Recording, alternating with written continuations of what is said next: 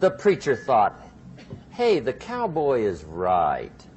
If you've got a good idea to share, you should share it if there's 1 or 1,000. So he got kind of inspired by this conversation, and he jumped up on the platform and started to preach, as if the tent was full of people. It just exploded. And he went for an hour and 15 minutes, just kept rolling. Finally, he quit. And when he finished, he came down off the platform and talked to the cowboy again. He says, well, cowboy, what did you think of my sermon? And the cowboy said, well, I'm not a preacher, so I really can't tell. You know, he said, I'm just a cowboy. But he said, I know this. If I went out to feed my cattle and only one showed up, I'd feed it, but I wouldn't dump the whole load on it.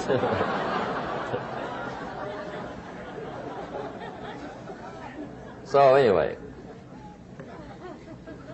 if it seems like we're dumping the whole load tonight, I guess we are. But gosh, everybody's doing well. I'm having a good time. I appreciate the response here tonight.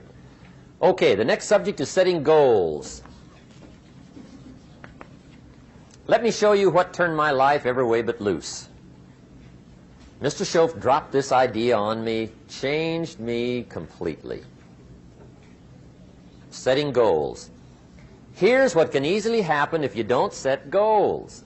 It's easy to let life deteriorate into making a living instead of designing a life. And we all have a choice. Make a living or design a life. It's easy to get trapped by economic necessity and settle for existence rather than substance. That's easy. But the best advice I can give you on how to break out of that trap is to learn how to set goals. Mr. Schoaf put it to me this way. He said, Jim, if you had enough reasons, you could do the most incredible things. I never forgot how he put that.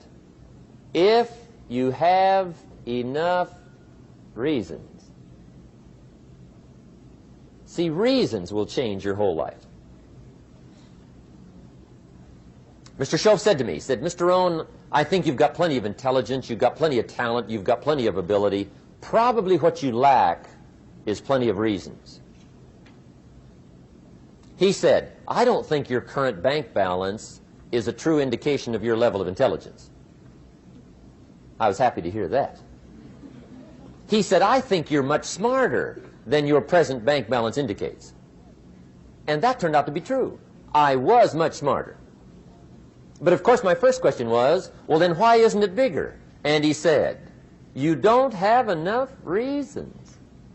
You've got enough intelligence, but not enough reasons. So see, reasons can change your life. Here's what else I found out. Reasons come first, answers come second. You don't get the answers to do well till you get the reasons. Life has a mysterious way of hanging on to all the answers and only gives them up to the people that are inspired by reasons. So reasons make the difference in how your life works out. Now, what are some of the reasons for doing well? Let's go through a quick list called Reasons for Doing Well. First is personal reasons. Some people do well for recognition. Some people do well for respect. Some people do well for the way it makes them feel. They love the feeling of being a winner. Those are good reasons. I have some millionaire friends that keep working 10, 12 hours a day, making more millions. And it's not because they need the money. It's because they need the joy and the satisfaction and the pleasure that comes from being a constant winner. And see, it's not just the money anyway. It's the journey, not the money. Once in a while somebody says to me, boy, if I had $1 million, I'd never work another day in my life. That's probably why the good Lord sees to it they don't get their million, right? They'd quit. They'd quit. Okay. Next is family reasons. Some people do extremely well for other people, and that's powerful. Human beings can greatly affect each other. Sometimes we will do things for somebody else we will not do for ourselves. We're made that way. I met a man one time who said, Mr. Rohn, to do all the things I want to do with my family around the world, he said, I got to have at least $250,000 a year. I thought, incredible. Could a guy's family affect him that much? And the answer is, of course. How fortunate are the people that find themselves greatly affected by somebody for personal achievement. And we are affected.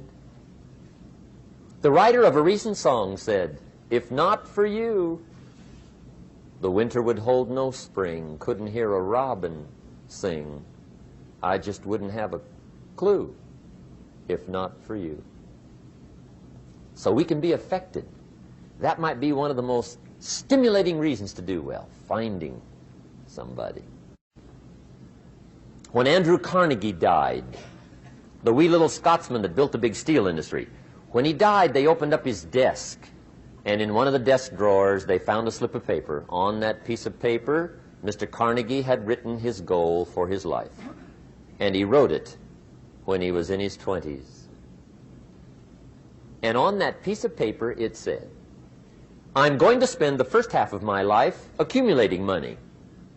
I'm going to spend the last half of my life giving it all away. What a goal. He got so inspired by that goal that the first half of his life, he accumulated $450 million. And the last half of his life, he gave it all away. Good question tonight. What's got you turned on? What's got you bombed out of sight to get up early and stay up late and hit it all day? Next question. What's got you turned off? When I found the answers to those two questions, my life exploded into change. I finally found out what had me turned off, and I got that cured. And then I got me a long enough list of reasons to turn me on. And once the lights went on for me, age 25, they've never gone out. I've fallen out of the sky a few times, but I've never lost that drive to make something unique out of my life. See, reasons altered my whole life. Now, there's another list of reasons called nitty-gritty. Hard little reasons. Sometimes those little reasons are the most powerful reasons that can change your life. Sometimes it doesn't take much. I now carry several $100s in my money clip. It's only a few $100s, but it was one of those reasons turned my life around. Just before I met Mr. Schoaf, I heard a knock at the door. I go to the door, and there's a little girl standing there about this tall selling Girl Scout cookies. And she gave me one of the finest sales presentations I've ever heard. Special deal, several flavors, this whole package of stuff, $2. And with a big smile, she very politely asked me to buy. And I wanted to. Big problem. I'm broke. I don't have $2. And to this day, I can remember the pain and the embarrassment. I'm a father. I'm a husband. I've been to college. I'm working. I'm 25. I don't have $2. And I didn't want to tell her that for some reason. So I did what I thought was next best. I lied to her. I said, hey, look, I've already bought lots of Girl Scout cookies. I've still got plenty stacked in the house, which was not true. But it seemed to get me off the hook for the moment. She said, well, gosh, that's wonderful. Thank you very much. And she went away. When she left, I closed the door, And that was the day I said to myself, I don't want to live like this anymore. I've had it with lying, and I've had it with being broke. I'm never going to let this happen to me ever again. I promised that day I would work as hard as possible and would always carry plenty. It took me a little while, but now I do.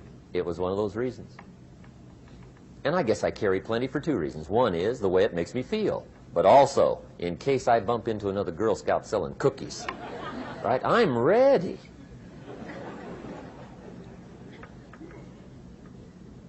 I walked out of the Bank of America one time up in Saratoga, California, where I used to live.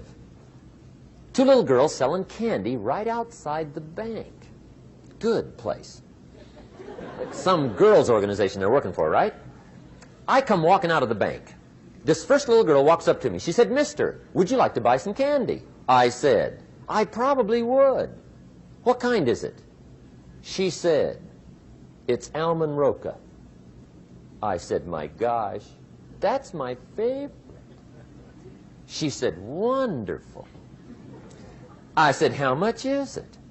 She said, "It's just $2. I thought, incredible.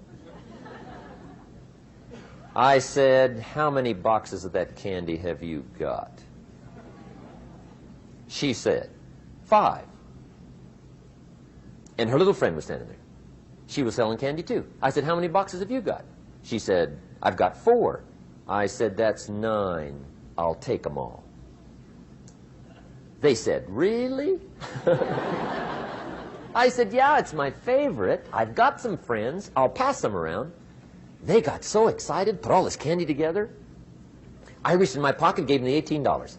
When I've got the candy and they've got the money, that first little girl looks up at me. She says, "Mister, you are really something." How about that? Can you imagine only spending $18 and have somebody look at you in the face and say, "You are really something"? Now you know why I carry heavy, right? I'm not going to miss anymore. It was just one of those reasons. Helped to change my life. One of my nitty-gritty reasons was budget finance. Budget finance used to grind my soul. Way back in those early days, I had fallen for one of those consolidation loans, where you take all your little hard-to-pay bills, put them into one big impossible-to-pay bill, right?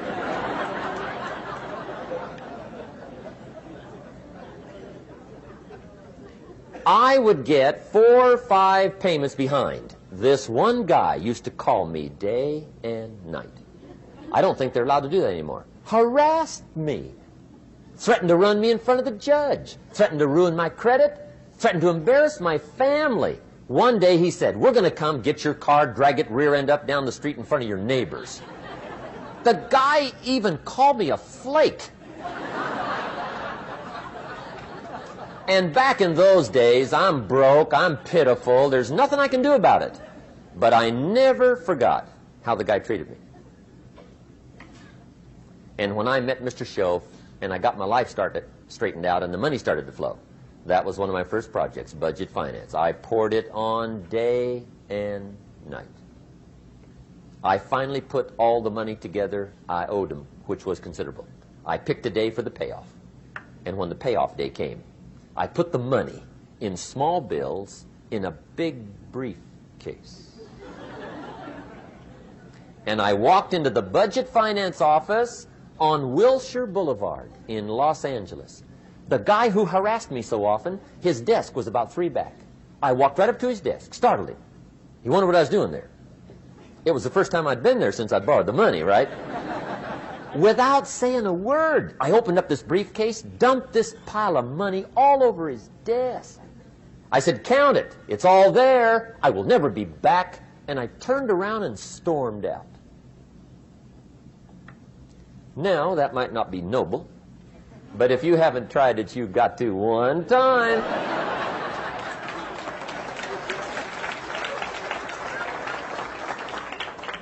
It can be the day that turns your life around. All you need is a reason that turns you on.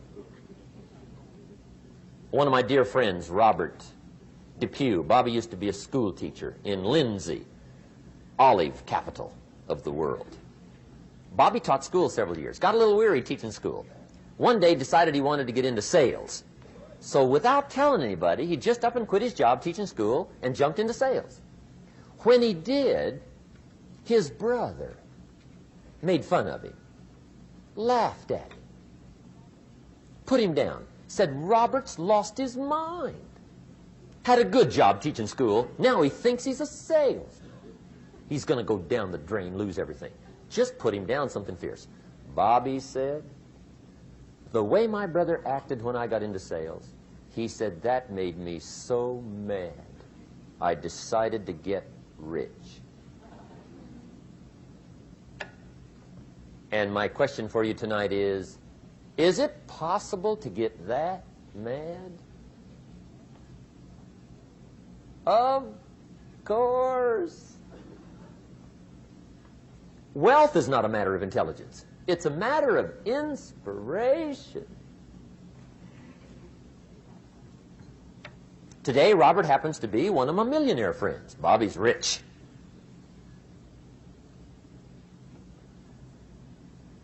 Frank Sinatra said one time, the best revenge is massive success.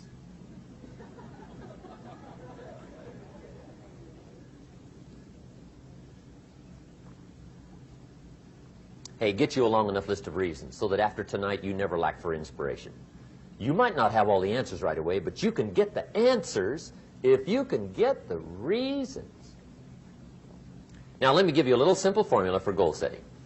Okay?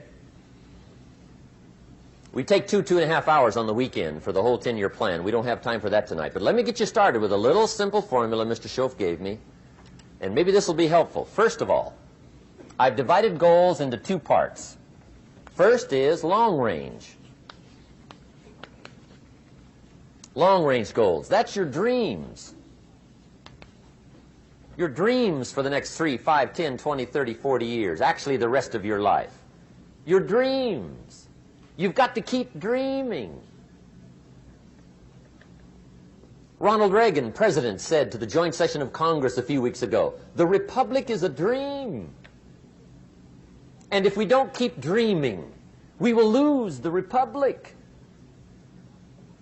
Your better future is a dream for yourself and for your family. Where do you want to go? What do you want to do? What do you want to be? What do you want to see?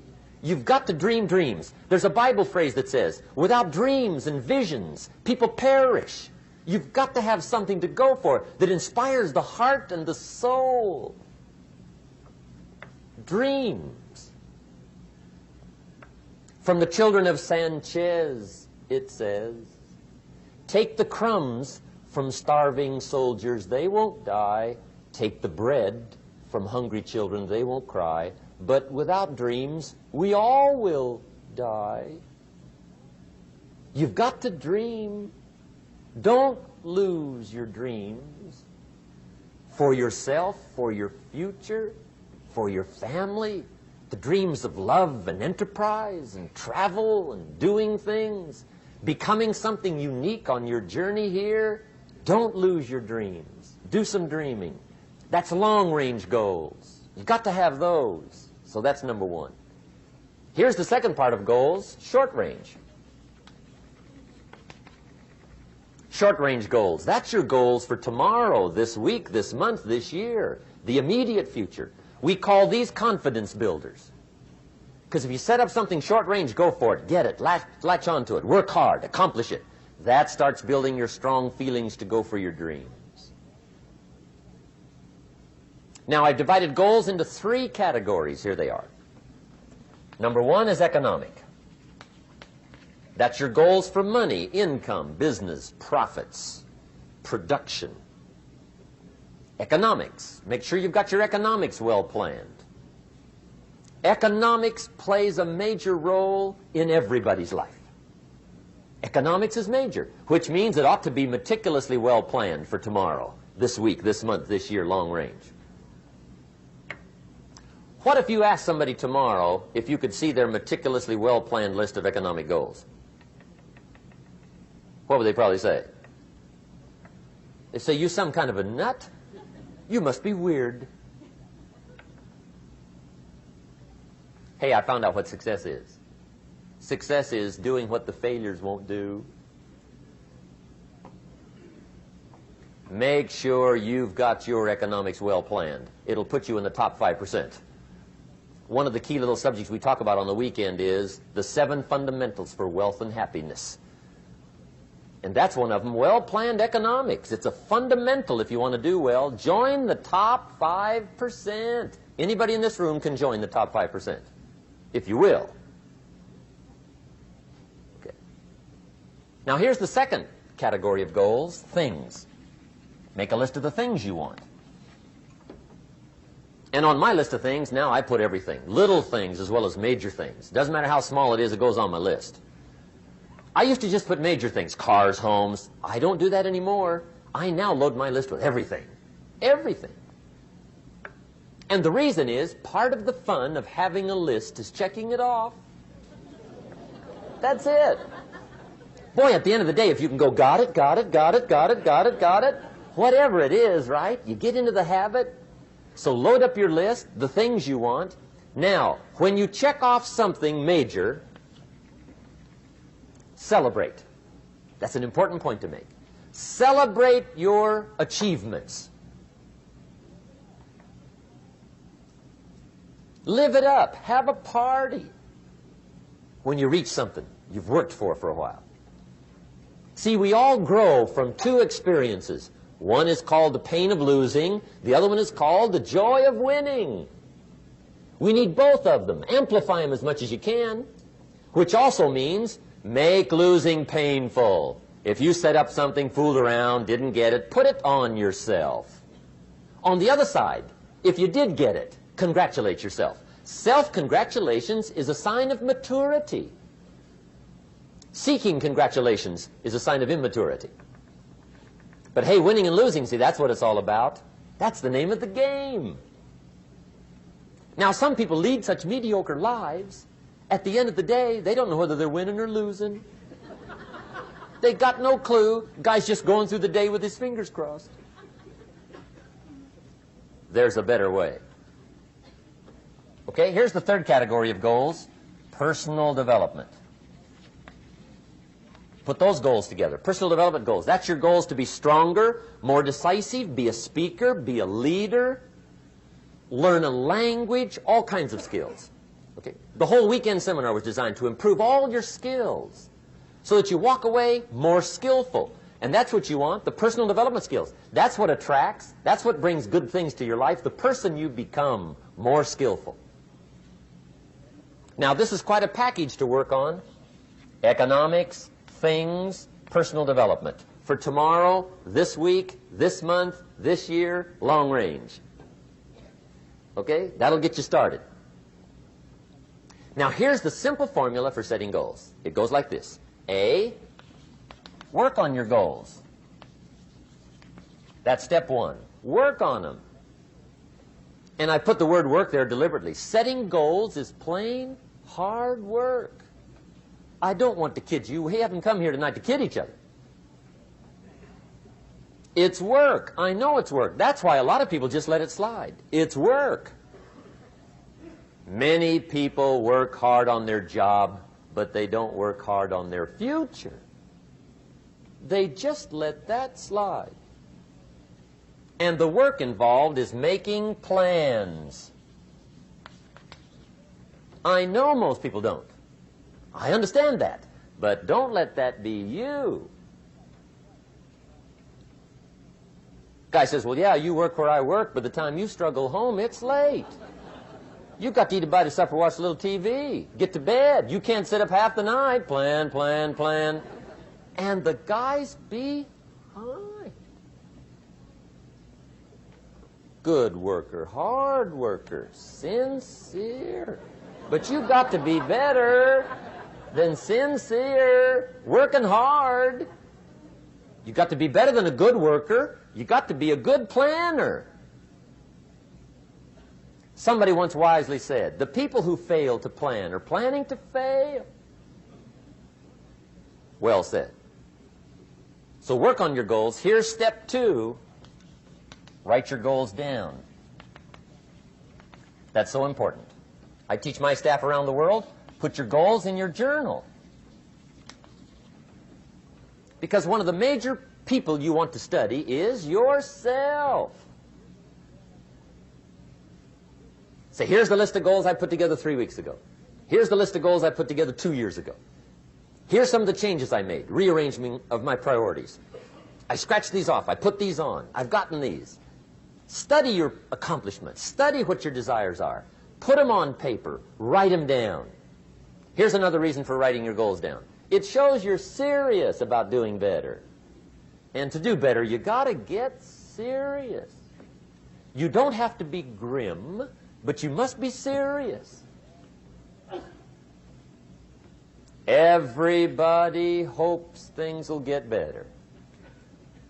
Everybody hopes. Poor people hope. That ought to tell you something. It means the future does not get better by hope. It gets better by plan. I used to have the affliction called passive hope.